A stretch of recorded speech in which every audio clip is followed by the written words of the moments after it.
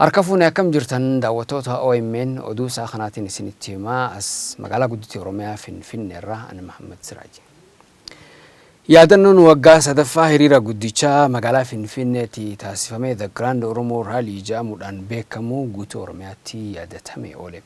Hiriirri guddichi kun qabsoon uummata Oromoo waggoota 4 oliif walitti aansuun taasifame akka xiyyeeffannoo miidiyaalee addunyaa argatu gumaacha guddaa gumaachee jechuudhaan himamaa jira. Guyyoo waariyoo yaadannoo hiriira guddichaa ilaalchisuudhaan waan qindeesse qaba. Karoor dabaaf cubbuu hamaqa maaster pilaanii da'oo godhachuun magaal Finfinnee hektar 54 irraa gar miiliyoon tokko qabxii tokko tol guddisuun Oromoo lafisarraa xoomnaa jedhuun bulchiisi mootummaa Aduwaayii har'a hootee miseensicha TPLF hoogganam magaalaan akka Sulultaa, Bishooftu, Sabbata, Duukam. Aanaalee baadiyyaa 8 dhibi karoor quttum isaanii keeggalfachuun nyaaphu irratti ijaarratanii butuma irra dhaabbachuuf waraqa barreeffatan. Boroo yookaan dinqabbaa abbaatti eegataa dhaadannoo jedhuun barattooti Oromoo manneen barnoota sadarkaa olaanoo yuunivarsiitii waan gargara baratan addeeffatanii ofalmanii. Loltooti Itoophiyaa rasaasa akka bokkaa barattoota harka duwwaa lafuufiitti falmaa turan irra roobsanii ijoollee Oromoo dhuuqa qaarisanii dubbii balleessan. Mormii Ebilbar 2014 saamichi lafa mormoon magaal Ginciitti itti keeyyatan tanaan gaafiin finciltoota taqara maaster pilaaniin fudhannuu yoo ta'u. Akkum turuun bultii durattiin baanan mormitooti kun gaafi isaanii dura siksuun mirga ofiin of bulchuu waa'ee Finfinnee gaafii aadaa afaanii fi eenyummaa Oromoo gaafatanii tokkummaan loluun biyya Afrikaa Itoophiyaa raasanii biyya ala saadfa Sooriyaa fakkeessan. Haalum kanaan yeroo gabaabduu sadiin caal keessan namoonni lakkoomsaan 500 caalan ijjeefamuun hedduu yuunivarsiitii biyya Itoophiyaa gudditti qaallitti yoo ramadamanii. Manidhaa cabsanii ba'uuf yaalanii oduu jettuun dhugaa hidhamtoota siyaasaa rabbananii nam lamijjeessanii namoota 21 dhibii biddaan akka nyaataman godhuun isaanii ni yaadatam. Mormii haqata deebiin ijjeecha taattanaan miidiyaaleen addunyaa gar biyya Itoophiyaa seenanii cuqaq hin jenneef dhorkamanillee miidiyaaleen biikeessa afaan qabatanii ilaaluun akka sababallaa dhossanillee Oromiyaa Miidiyaa Neetwork gaazexeessitoota uummata tabilisaan miidiyaa Mark Zuckerberg Facebook irra barreessan waliin ta'uun dab mootummaan Itoophiyaa qeerroof barattoota Oromoo irra godhuu jirsuuraaf billichiin mul'isuun diyaaspoora dammaqsan. Dhalattooti Oromoo qabiyyoota akka jiraatan qabsoo qeerroon makamuun suuraaf billichi biyya keessa ergamuuf yoo maxxansanii dhaabbileen mirga namoomaatiif falman kanneen akka Human Rights Watch faan gochi godhamuu jiru waan malee jechuun dhuga sabballaatiif beekamtii kennanii miidiyaa addunyaatti dabarsan. Mormii hiriira bal'oo magaal guddoo naannoo Oromiyaa Finfinnee yaamamteen uummati Oromoo tokkummaan ba'uun dhiibba mirga namooma kanneen akkidhaa ijjeecha saamicha lafaatiif dab siyaasaa yoo falmu Aduwaayiin balbaluu uummata lattiin ba'u Feesbuukiif miidiyaalee hawaasaa hundi cufuun namoota kaaniite jaarsaaf jaartii akka bofaan mataa keettumu waan dhala namaatiin mal tolchaa turu miidiyaa warqaataan Aljaziiraan addunyaan mul'ise. They began after a land dispute and have since turned into anti-government demonstrations. #Oromo protest duul jedhuun mormiin kun akka may durachaa dhufuun kaisiin miidiyaa cufirra taasa'amuu jirta gaydidda milan bar 2016 atileetiin Oromoo Fayyisa Leellisaa harka samii tol qabachuun Olompikii Riyoo irra mallattoo mormii Oromoo yookaan the gesture of Oromo protest jedhamuun beekama agarsiisuun dhosa wayyaanee diidaa dhangalaasee wayyaanee galaafan. Diimokiraasii meet federaalizimii noo Finfinneen teen Oromiyaa irra dhalanne irra guddan lafteen irree sabbuqqaa lafti teen lafeteen kabaj barbaan afaan Oromoo afaan hojii mootummaa federaalaatiif magaal Finfinnee kanuu ta'u ijjeechaan nurra kadhaabbatuutiin dhaadannoo mormitootaati adooles bar 2016 guyyaa ayyaan irreecha yookaan dhibaayyuu irratti qeerroon Oromoo loltoota funnaaniitti hidhatu tuffachuun sagalee guddiftu irra boojite daa'on wayyaanee taphattus loltoonni mootummicha dhukaas bananii namooti jiltana dhufan kamiiliyoonota lakkaama walir gugachu lubbuun lamiilee duuba duun addunyaa gaddisiif. Akkuma rimari allaatti dooti lafumaan baanan qabsoo addi durummaan uummata Oromoo waggoota 4 fado gargarin kutiin godheen gareen addi waa'ee harka kennachuun jijjiiram keessitii jalqab fudhachuun Eebilibar 2010 diraama saati dhugaan bood muummichi ministeera ammaan tana Dr. Abiy Ahmad Ali dheeraa durdeema biyya Itoophiyaa godhachuun dheedu warra dulaa irratti kiiloo yookaan masaara mootummaa kiiloo 4 qubachiis. Filannoo Abiy Ahmad kanaan uummati Oromoo illee jabdu machaa'uun qawwee dhaanee laf gargalchuun eebbifachuun gammadee gagabbaate. Dr. Abiy Ahmad Ali dheeraatiif mootummaan isa eegaran godhufe as hojii lakkidil addunyaatti isaan kabajiif dhuu hojjetanillee gaafileen uummati Oromoo qabsaa tureef dubbiin Finfinnee dhimmi waa'ee afaan Oromootiif gaafileen Oromoo hedduun akka deebiin argatanii bal'inaan dubbata. Akkum copxoon raffan xoombaanan mootummaan Aduwaayii gaafii uummata Oromoo waggootaaf itti dhiigaa ture irraanfachuun koree qindeessitu magaala Finfinnee shanan keessa nama injiinar Taakkalee Umaar qabachuu danda'a jedhamu maash olaanaan gorra kaasuun guutuu biyyattii dubbi kaasuu jirti. Zeggiraan Oromoo raalii maqa jedhuun hiriiri guddaan magaala Finfinnee Hagayya godhameen uummati Oromoo yeroo jalqabaatiif qabsoo wayyaanee irratti tolcheen Finfinnee yoo dhuunfatu. Waggaan hiriir sun Hagayyaa kabajamoo luusiitiin wal qabate mootummaan ODP du'a tolchuun gaafii uummata Oromootiif fal barbaadu qabaa jeen. Stopped community elders from giving their speeches. Hiriirri guddaan bara 2016 waggaa sadeen irraa magaalaa Finfinneetti godhamee qabsoon Oromoo akka xiyyeeffannoo miidiyaalee addunyaa argatu qooda olaanaa gumaachee jiraattonni magaalaa Finfinnee OMN'if yaada isaanii kennan. Waggaan sadaffaa hiriira guddichaa The Grand Oromo Rally Hagayya 6 yaadatameeti jira. Guyyoo Waariyoo waan qindeesse qaba. Finfinnee keessatti hiriirri sun ta'uunsaa imbaasonni garaa biyyoota garaa Finfinnee keessa jiraatu. Hiriirri nagaa sun gaafa Finfinneetti geggeeffamu immoo isaan mataan isaaniillee akka isaan argan darbee dhugaa uummata Oromoo akka isaan baran kan godhamedha jechuudha. Innaan miidiyaan addunyaallee kana argee gabaasaanii ture. Ani dhimma waa'ee hiriira guddicha magaalaa Finfinneetti Hagayya 6 ta'e bara 2010 ta'e kana irratti yaadni nani qabu yeroo sanii baay'ee rakkoo ture. Bakka federaalillee uummata walitti qabee jaartiin jedhu barataan jedhu bakka hundaa dabaddabaa ture jechuudha. Kan akka Aljeeziraa, CNN, BBC'n faa dabarsanii turaniiru. Garuu uummati Oromoo qabsoonni geggeessa irraa ka'e qeerroon Oromoo qabsoonni geggeessa irraa kaase OPDO'n gidduutti xinnoo akka obbaruu taate uummata Oromoo isinan fayyadaa faayidaa keessaniif hin hojjedha jette gara uummata Oromootti akka deebi'u taate. Garuu ammallee taanaan guutuutti deebitetti inni garaatti yaanu. Fakkeenyaaf tokko uummata Oromoo kan inni du'aa turee fi dhimma Finfinnee. Dhimma Finfinnee jechuun dhimma uummata Oromoo bal'aa. Gaafichi garuu amma har'aatti illee deebiin arganne deebiillee akka argatu mootummaa Dr. Abiyyiin odoo Dr. Abiyyi isaa ta'u Lammaa isaa ta'u hayyoonni keenya irratti dhimma kanarratti deebii nuuf kennanii gaariidhaan jedha. Afaanni keenya afaan federaalaa nuuf haa ta'u uummata baay'eedha nuti. Miliyoonni 55 ol taana afaan federaalaa nuuf haa ta'u afaanni keenya. Inni lammataan immoo abbaan biyyummaa biyya keenya Finfinneen kan Oromoota akka jedhamu barbaanna. Hiriirri guddichi Oromoo Hagayya 6 bara 2016 taasifamee kutannoo uummanni Oromoo qabsoo mirga abbaa biyyummaa isaa mirkaneeffachuuf qabu kan agarsiisee ture jiraattonni magaalaa Finfinnee. Jijjiirama wareegama qaaliidhaan dhufe kana mootummaan sirnaan hoogganee gaaffiilee uummanni Oromoo kaasaa ture ijoo deebisuu qabaas jedhanii jiranii Shamsiyaan Ashwaan qindeessite qabdi. Hiriirri guddichi uummanni Oromoo Hagayya 6 bara 2016 taasise taateewwan qabsoo uummata Oromoo gara sadarkaa olaanaatti ceesisan keessaa isa tokko. Qabsoon uummanni wareegama qaalii kaffaluun taasisaa ture injifannoon goolabamus ammas taanaan gaaffii ijoo uummanni Oromoo gaafataa ture deebisuu irratti harkifannaan mul'atu nu yaaddesseera jedhu jiraattonni magaalaa Finfinnee. Jiraattota gidduudhaa warri OMN'if yaada isaanii kennan Oromoon har'as gaaffiilee gurguddoo hin deebiniif qaba jedhan. Lammiileen keenya magaalaa Finfinnee keessatti hiriira keessatti hirmaatanii ichi turreeni dhiiga baay'ee dhangalee namoota baay'ee lubbuun isaanii darbee yaadannoo isaatti yaadachaa jechuudha. Kacarraa qabsoodhaan dhufe OMN har'a magaalaa Finfinnee keessatti jiru qabsoo ilmaan Oromoo dhiigi sun darbee fi har'a kan dhaabbannee haasofnu jechuudha. Kun bu'aa qabsoo keenyaati jechuudha. Qabsoon kana keessatti bu'aawwan garaagaraa dhufee jira. Garuu kana hin jira.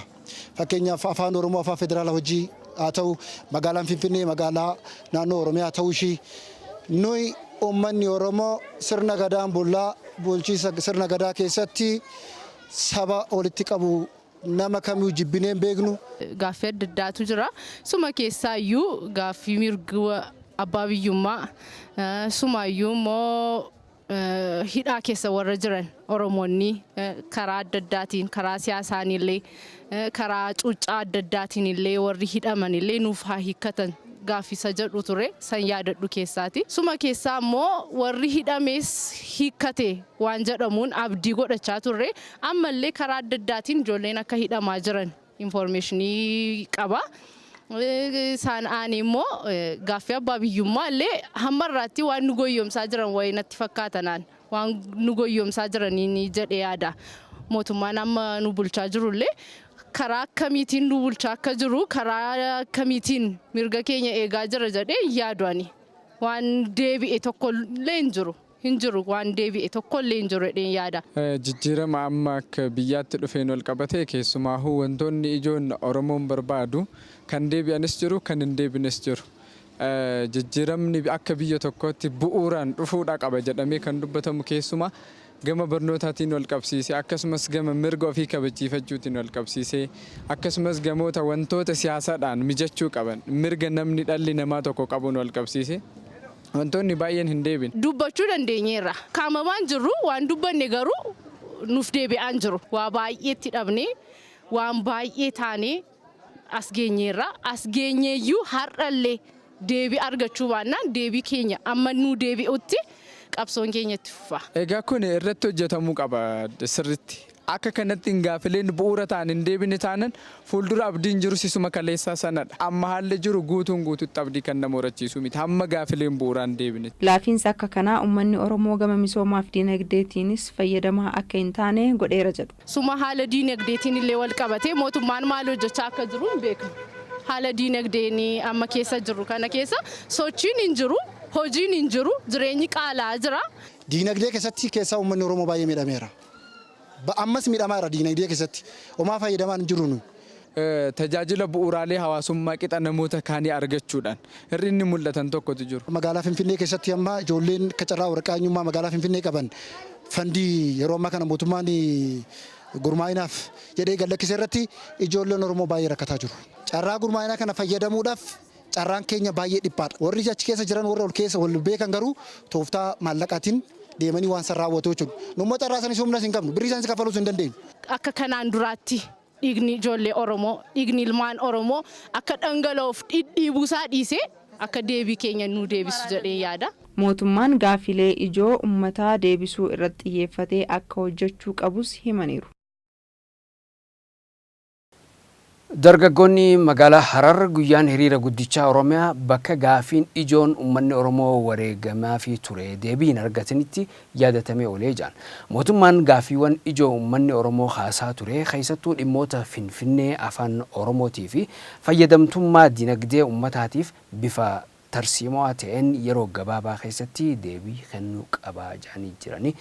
Riippoortarri OMN damee baha Oromiyaa Udii Muusaa magaalaa Hararii gabaasa dabalataa ergee jira. Dargaggoonni magaalaa Harar guyyaa yaadannoo hiriira guutuu Oromiyaa gaafiin ijoon uummanni Oromoo qabsoo taasisaa fi ture dhimmi bulchiinsa magaalaa Finfinnee dhimmi afaan Oromoo afaan hojii biyyoolessaa taasisuuf dhimmi dinagdee bakka deebisaa hin argatinitti yaadatamaa akka jiru Oromiyaa miidiyaa neetworkitti himan. Gaafii daa'imman waggaa 5 guunne irra wareegamaniitu jira. Ijoollee awwada ijoollee Haramayaa ni yaadanna. Ijoollee keejii baratu abbaan biyyaa Oromoodhaaf Finfinneen handhuura Oromiyaati kajattu. Wanti qabsoo sun gaggeeffamteefis Finfinnee dhayinee qamadii facaafanna jenneetii miti. Lafa saniitu handhuura Oromiyaati. Nuti Oromiyaa keessa jirra. Handhuura keenya yoo dhabne tokkummaan Oromoo takkummaan lafa Oromootis ni diigama bakka hedduu facaate. Finfinnee dhawuu jechuun Oromiyaa dhawuu jechuudha karaa biraatiin. Dhimmi Finfinneedhaa jalqabee dhimma afaan Oromoo afaan federaalaa akka ta'u waajjiroota hunda keessatti afaan hojii akka ta'u biiroo kam keessatti afaan hojii ta'ee afaan kaanii walqixa akka ta'u jennee malee nuti akkamittiin afaan saba guddaa kana dhokatee hardhallee dhokatee kan kana dura itti hiriirritti bahamaatiin ture. Kana dura uummanni ijoolleen keedatti wareegamaa ture awwaalamee dagatamuun isaa hanga irraatti ni bulasee yaanne hanga wanaatti nuti dhukkubsachuutti jirraa nuti hin daganne ammallee walitti nu buusu ta'a dhimmichi kun akka itti hin deebine akka walitti nu hin deebifne. Gama diinagdeetiin uummanni keenya diinagdee keessa kan jirre kana duraayyuu ni beekna dhiibamaniitiin turanii ammallee maqaadha. Hiriiruma miidiyaa irratti dubbachuudha wanni hojiidhaan nu agarta koo hin jiru. Stiil na bakka kamitti yoo agarte wanni diinagdeedhaan nuti hojjennan jiru uummanni Oromoo ammallee daangamarra jira jechuudha. Dargaggoonni magaalaa Harar yaada isaanii ittuma fufuudhaan biyyattii ceesisuuf jecha amaanaan uummanni Oromoo hoggansa jijjiiramatti kenne dagatamnaan bakka kaleessatti wal deebisuun akka dhuftus himaniiti jiru. Qabsoo keenya san baala jidduu kaayyanneeti carraa namaaf kenneetu jira. Amaanaa keenya san walitti qabnee pireezidaantii keenya kan yeroo mara Lammaa Magarsaa kabajamoo pireezidaantii Lammaa Magarsaatti kannannee jira amaanaa keenya. inninis fuudhee amaanaa sana bichuu kannee jira isaaniitu harkaa qaba jechuudha. Amaanaa kana galmaan ga'uu irratti hojjechuu qaban saniif yeroo kannineef ce'umsa kana milkeessuudhaaf sirna dimookiraasii biyya tanaa ijaaruu irratti yeroo waliif kennuudhaaf bakka tanatti dhaabbannee yeroo waliif kennuudhaaf kan dhaabbanne malee gaaffileen mirga abbaa biyyummaa uummata keenyaa gaaffileen uummanni Oromoo ilaarraa qabsaawaa ture waan deebi'eef miti hin deebine adeemsarra jira. Garuu wanti sun akka galma ga'uuf yeroo waliif kennineet irra wal mari'achuu jira. Ammoo gaaffileen uummanni Oromoo ilaarraa wareegameef sun akka hin deebinetti awwaaluudhaaf yaalliin godhamu kun gonkumaa fudhatama hin qabu. Deebinee bakka shororkaa sanatti deebisuudhaaf yaalii godhamaa jiru. Dargaggoonni kunniin kaayyoon qabsaa'amaa fi ture hundi tokko osoo hin sharafamin hojiirra ooluu akka qabus gaafataniiti jiran. Gaaffiin Finfinnee gaaffii Oromoon komishanii olitti wareegamee jiddugala qabsoo uummata Oromoo ta'uu ODP'n hubachuu qaba jedhan jiraattonni magaalaa Finfinnee. Jiraattota keessaa kanneen OMN'if yaada kennan dhimmi Finfinnee afaan Oromootii fi gaaffiin dinagdee gaaffilee ijoo uummanni Oromoo mootummaa biraa deebii barbaadu jedhanii jiranii yaada isaanii guyyoo waariyoota kan qindeesse.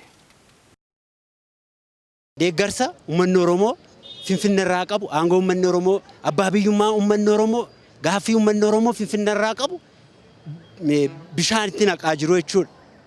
Gaaffii uummanni Oromoo Finfinnee irraa qabus dhaamsaa jiru waan ta'eef isa kan akka nama tokkotti nama mormaa uummanni Oromoo dura dhaabbatee gaaffii kana kuffisuu qaba. Koree isaan hamma dhaaban tokko jissanii tokko kaasuu isaanii gaaffiin Oromoon gaafatu inni kaleessaas ta'e innarraa deebii akka hin argannedha kaayyoon isaanii. Isa kanamoo wanta isaan sichi gochuudhaaf jirantu nutti maarootu hin taane wanta isaan hamma hojjechaa jirantu nutti argisiisa. Gaaffiin sun ammallee deebi'uu qaba. Mootummaan kana xiinxalee shira amma deemaa jiru kanallee shira amma deemaa jiru waa'ee Finfinnee irraa dabsuudhaaf yaalamaa jiru. Koree geeddaranii as keessatti koree ODP irraa buusanii koree ADP irra kaa'uun kun ammas qabsoo Oromoo san gara kallattii geeddaruudha jedheetii yaadaan. Namni jireenya kaleessa jiraachaa ture repiitaa geene dee gaafa jiraatu isumaafuu seenaa miti. Jireenyi isaan har'a jiraachaa jiraniif karoorri isaan hamma baafachaa jiran wanti haaraan tokko hin jiru. Repiitaa geenechaa jiru. Isuma kaleessa jiraachaa jiran irra deebi'anii jiraatu. Finfinneen abbaa qaba. Abbaan isaas Oromoodha. Nuti gaaffii dhiibbaa uummata biraas hin gaafannus hin barbaannus. Nu kanuma keenya irratti abbaa keenya abbaa isaa ta'uu barbaanna. Keenyuma nuuf haa dhugoomsan. Gaaffiin keenya waggaa lama hamma har'aatti deebii tokko hin argan. Oromoon gaaffiin Finfinnee irraa qabu gaaffii faayidaa addaa osoo hin taane gaaffii abbaa biyyummaatii jedhan jiraattonni magaalaa Naqamtee.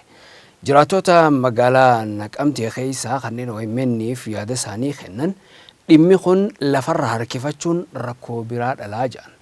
Yaaliin tibbana hooggansa ODP achi keessaa xiqqeessuuf yaalamaa jiru kanaaf agarsiistuu guddaadha jedhanii jiranii yaada isaanii riippoortara OMN damee Naqamtee magaalaa Naqamteetii ergee jira. Waa'een Finfinnee yeroo sana faayidaa addaa maalichoo jedhanii heera mootummaa keessatti tumneeran inni gaaffii moofaadha amma gaaffii kufaadha. Biyya keenya irraa faayidaa addaan barbaannu abbaa biyyummaa Finfinnee Oromiyaatu bulchuu qaba. Mootummaa naannoo Oromiyaatu bulchuu qaba. Abbaan biyyaa nuyi magaalaa guddittii Oromiyaati jennee kana amma falmiin jiru malee waa'ee faayidaa addaayyuu miti. Finfinnee keessa sabaaf sallammiin abbaan fedhe hin jiraata. Oromiyaa keessa sabaaf sallammiin abbaa fedhe jiraataa jira. Namni walii wajjin jiraata. Sabaaf sallammiin keessa jira dhamee mirga abbaa biyyummaa keenya kan nurraa haqu hin jiru. Finfinneen karaa tokkoon Finfinneen kan keenyadha. Jechaa gaaffii kana gaafachaa magaalaa guddittii Oromoodha. Jechaa Oromoodhaan immoo achi keessa aangoo hiruun sayyuu qixa. Naannoo hundumaaf qixa aangoo hiruun suni ammallee gaaffiin Oromoon Finfinnee irratti qabu akka hin deebine deebuudhaaf illee akka mul'ata hin qabne nutti agarsiisa jechuudha. ODP'n kana hin godha yoo ta'e salphina biraa ofitti fidaa jira. Kanaan duras salphina kan ofitti fidaa ture eenyudha uummata aangoodhaan dhaqee bakka kana jirutu Oromootti salphina fide. Sagalee uummataa kana achitti ga'ee dhossa daannaan ammas ODP'n salphina guddaa ofirratti qaba. Kanaaf sirreessee eenyutu waa'ee mirga isaatii falmuu dhiisee kan biraa ofitti dabala.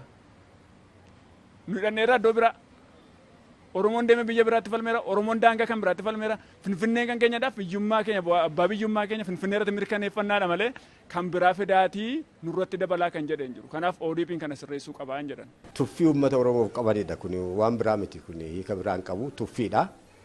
Ajandaa nuu qopheessaa jiru jechuudha ammas. Jeequmsi akka ka'u gaaga'amni akka uumamu isuma ejjennoo isaanii kaleessaa sanammayyuu karaa biraa ajandaa haaraa nuu uumaa jiru jechuudha. Maal jechuudha kuni akkuma sirnuma diimokiraasiitti yuutuu ilaalame paarlaamaa keessaa teessuma guddaa kan qabu ODP'dha. Magaalaa guddittii Oromiyaati. TPLF keessaa tokko, Amaara keessaa tokko, warra kibbaa keessaa tokko ta'anii ODP keessaa lama ta'anii kan waan nu godhaa turan. Amma immoo ODP keessaa nama tokko qannasuu hir'isuu jechuun tuffiidha. Waa'een Finfinnee waa'ee lafaati. Annu haasofnu waa'ee lafaati. Waa'ee lafaa waa'ee lafeeti. Waa'ee eenyummaati. Waa'ee abbaa biyyummaati. Lafa kana nuyi eenyutu kutee nuu kenne miti. Eenyurraas hin fudhanne nuyi. Akaakilee abaabilee keenyatu namoota dhufee nurraa fudhate malee nuyi kan namaa hin fudhanne hin qabnu. Daangaa namaas hin dhiibne. Daangaa namaa dhiibuufis fedhii hin qabnu.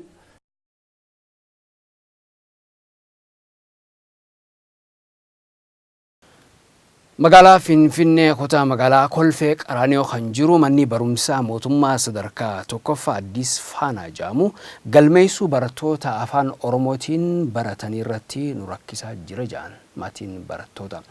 Sababoota garaagaraa tuuluudhaan galmeessuu barattoota gufachiisuuf tattaaffiin taasifamaa jira jedhan maatiin. Biiroon barnootaa bulchiinsa magaalaa Finfinnee gama isaatiin maatiin tasgabbaa'ee ijoollee isaa mana barumsa mootummaa isatti dhiyoo jirutti galmeessisuu itti fufuu qabaa jedhee jira. Galmeen barattoota afaan Oromootiin baratanii yeroon daangeffamee kaayame akka hin jirre simee jira. Shamsiyaa Nashuutuu guutuu isaa qindeesse. Manneen barnootaa mootummaa magaalaa Finfinneetti argaman barattoota afaan Oromootiinis akka barsiisan murtaa'e galmeen barattootaa adeemsifamaatii jira. Haa ta'uutii garuu magaalaa Finfinnee kutaa magaalaa Kolfee Qaraaniyootti kan argamu manni barumsaa mootummaa sadarkaa tokkoffaa Addis Faanaa jedhamu galmeessa barattoota afaan Oromootiin baratanii irratti nu rakkisaa jira jedhu maatiin barattootaa. Maatiin barattootaa ijoolleen isaanii afaan Oromootiin akka baratan mana barumsichaa chaatti galmeessisuu dhaqanii OMN achitti argee dubbise akka jedhanitti manni barumsichaa qajeelfama mootummaan baasee hojiirra oolchaa hin jiru. Manni barumsichaa sababoota garaagaraa uumuudhaan galmee barattoota afaan Oromoon barachuu barbaadanii gufachiisaa jira jedhu maatiin barattootaa. Barumsa Oromiffaan akka barsiisaa hin jirre natti himanii deddeebi'ee gaafadheeni gaafa 29 qabee amma 30tti galmeessina naan jedhani isumaayyuu immoo haa ta'u jedhee gaafa 29tti asitti argameera gaafa asitti argamu barataan na dura galmaa'ee siin jiru galmeessaa siin jiranii afaan Oromootiin galmeessuufillee fedhan qabanii beeksisni kan maxxanfame gaafa bultii 18dha kan jalqabame garuu gaafa 29dha afaan Oromoof guyyaa lama malee guyyaa nuu kennaniin qabani ummanni baay'een as keessatti gaafa bo'uun argani. Ummata baay'ee keessummeessaan jiranii isuma immoo afaan Oromootiin iddoo biraa baratanii asitti afaan Oromoo isumallee geggeessisuuf Oromiffaan itti fufuuf ijoollee dhufaa jiran sanaan baay'ee akka hin taanetti daddarbaa jiru akka hin taanetti waraqaa isaaniillee ilaaluun barbaadan alaalatti deebisaa jiru. Lakkoofsi barattoota barumsa afaan Oromoo irratti galmaa'anii yoo xiqqaa ta'e karaa birootti geeffamu jedhamuun keenya sodaa nutti uumes jedhu maatiin. Afaan Oromoo barataa baay'een hin argamu waan ta'eef iddoo biraatti shiiftii goonee iddoo biraatti si erguu dandeenya nuun jedhani. Isumaaniyyuu haa ta'u jedheen galmeessise ani mucaakoo haa ta'uun jedheeni maaliif dhiibbaa guddaatu nurratti geggeeffamaa jira. Dhiibbaa guddaa afaan Oromoon akka mana barumsaa kanatti geggeeffamu hin barbaadan fedhas hin qaban akkanaan argeetti jechuudha. Ani anan dhufeef mucaa kana masaggabsiisuun dhufeeyyuu dhumnaan eenyudhaan certifikeetti harkaa qabayyuu ani ittiin barate qorrarra bulle as halkan keessa sa'aatii 10 hin dhumne as bulle. Amma kunoo nu deebisanii jiru afaan Oromoo jedhee laxxafame achirratti hin danda'amu jedhameera. እሺ ከናዳና ሞቱማት ደበርሶ አይ ለኪ አናም ተለጠ ፈሳኔ ወጀደ ሳኔ ፈዲ ሳኔ ኩሮ በርሲፈቻ ጅሩ ኑቱማ ፈዲ ከኛ በርሲፈቹ እንደኔ ማቲ ቢሮቲን ሞ ijoolleen keessan sammuun isaanii amaariffaan jalqabe waan ta'eef sammuun isaanii danda'ee omroomiif baratuun danda'u jechaanii jiru. Barsiisaan mana barumsaa Addis Faanaa sadarkaa tokkoffaa kan ta'e obbo Geetuu Araarsaas haalli galmee dhiibbaa garaagaraatiin hedduu milkaa'aa ta'aa hin jiru jedhan. Manni barnootaa keenya bara kana damee afaan Oromoo banuudhaaf akkuma qajeelfama mootummaan baasee ergeen beeksisa baasnee turre haa ta'u malee hawaasni as dhufee galmeessuu irratti ammas hir'ina baay'ee jira. Akkasumas immoo warri galmeessuu dhufuus immoo haalli tokko gama bulchiinsaatiin wantoonni bifa ittiin akka hawaasni maatiin galmeessuuf wanti kaka'umsi wanti hin godhamneef maatiin xiqqoo keessatti shakkii ofitti uumamee bifa shakkiitiin karaa afaan Amaariffaatti yeroo itti galmeessuuf adeemutu jira. Guyyaa boruutti kan xumuramu garuu immoo sababii hawaasni keenya hin dhageenyeef galmee kana amma itti fufnee akka galmeessinudha jechuudha kan inni fudhatu. Dhimma kana irratti dura taa'an mana barumsichaa obbo Niqoodimoos Admaasuu gama isaaniitiin hamma danda'amaa ta'een galmeen bifa milkaa'aa ta'een akka deemu gochaa jirra jedhan. Lakkoofsi barattoota barumsa afaan Oromoo irratti galmaa'anii yoo xiqqaa ta'e kara birootti geeffamu jedhamuun keenya sodaa nutti uumeen barnoota afaan Amaaraa irratti ijoollee keenya galmeessuuf dirqamni komii jedhuuf obbo Niqoodimoos akkaataadhuma gubbaa nutti ergametu akkasi jechuudhaan nuuf deebisan. የተሰጠንም እንደ አጠቃላይ በከተማም በነበረው መዝግቡ የተማሪ ቁጥር ታይቶ አንድ ላይ ይደረጋል። ይሄን ወላጅ ግንዛቤ ሊኖረው ይገባል። ካለበለዚያ አዲስ ፋና ነው የተመዘገበው የተማሪ ቁጥር ሴክሽን በዚህ መንገድ እስቲ አዲስ እዛ ቦታ ላይ እንደዚህ በዛ ስለሚል ወይ ከለቲኑ ከነመ መነን በርኖታ ሁንደቱ ገልሜሳ ባይን በረቶታ ኢላላሜ ዮ በረታንቲናቴ መነ በርኖታ ቶኮቲ ወሊት ሰሳበሙ ካንጀሩ ቱሬ ከለቲ ከነ ሆርዶፍኔ ገልሜሳ ጅራ hoogganaa itti aanaan biiroo barnoota magaalaa Finfinnee obbo Zalaalam Mulaatu gama isaaniitiin qajeelfamni barattoonni yoo muraasa ta'an bakka biroo geeffamu jedhu hin kennamne jedhan. Maatiin tasgabbaa'ee ijoollee isaa mana barumsaa isatti dhihoo jirutti galmeessisiisuu akka itti fufu eeranii jiru. Galmeen barattoota afaan Oromoo irratti baratanii yeroon daangeffamee kaa'ame hin jiru kan jedhan hooggantichi uummanni kana hubatee ijoollee isaa akka galmeessisu hubachiisaniiru. Galmeen barattoota manneen barnoota mootummaa magaalaa Finfinnee hanga Hagayya 30tti akka itti fufu murtaa'uusaa biiroon barnoota magaalaa Finfinnee beeksise. Galmee barattoota hanga yoonaatiin barattoonni afaan Oromoo 23 manneen barnoota mootummaa magaalaa Finfinnee 103tti galmaa'uu biiroo barnoota Finfinneetti hoogganaan dhimma barnoota afaan Oromoo Biraanuu Kabbaboo OMN himanii jiran. Akka obbo Biraanuun jaanitti galmee kanaan barattoota afaan Oromoo 50 simachuuf karoorfamee manneen barnoota mootummaa 488 hundattuu namni ramadamee haalli mijaa'ee jira. Haa ta'u malee galmee barattoota afaan Oromoo manneen barnoota tokkotti hooggantoonnii fi supervaayizaroonni manneen barnoota gufachiisuuf yaalii godhaa akka jiran odeeffannoo qabnaa jedhan. Biiroon barnoota magaalaa Finfinnee namoota kanneen irratti tarkaanfii bulchiinsaa fudhachuuf ragaa fi eeruu hawaasaa walitti qabachaa akka jirullee himan. Maatiin barnootaa qormaata kanneeniif osoo hin jilbifatin ijoollee fi mana barnootaa itti dhiyoo jiru hamittuu akka galmeessan jedhe biiroon barnoota Finfinnee waamicha kan godhe. Manneen barnootaa mootummaa hundattuu afaan Oromoo barsiisuuf qophii godhuu kan hime biiroon barnootaa magaalaa Finfinnee hawaasni ijoollee isaa akka galmeessuuf manarra deemanii akka kakaasanuu kallattiin kaayamee jira jedha. Kan gabaasee Abrahaam Birruuti. OMN ijaaf biroo mataarraa oduu isaa kanaa xumureetiin jira waan daawwattaniif galatooma ammas OMN waliin tura.